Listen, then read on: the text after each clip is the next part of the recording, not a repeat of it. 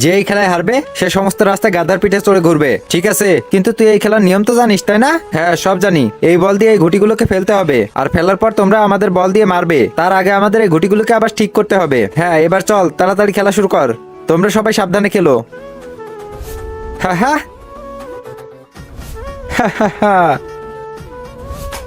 আবে তাড়াতাড়ি বল দিয়ে মারো ওদের। আবে তাড়াতাড়ি এই ঘুটিগুলো ঠিক করো, তাড়াতাড়ি মার। ইস, তাড়াতাড়ি বলের কাছে যা।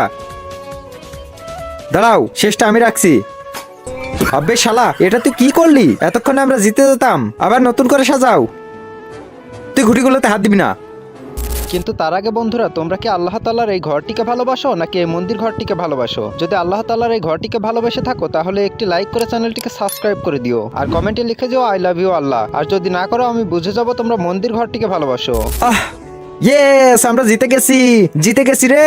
দেখেছিস, আমরা জিতে গেছি। এবার চল, কথা অনুযায়ী গাধার পিঠে চড়ে ঘোর। ঠিক আছে, চল রে, বাজারে নিয়ে চল। হ্যাঁ, আবে তুই ওর পিঠে কেন বসলি? কথা তো ছিল গাধার পিঠে চড়ার। ও কি কোনো অংশে গাধার থেকে কম নাকি? ও শালা সবসময় গাধার মতো কাজ করে।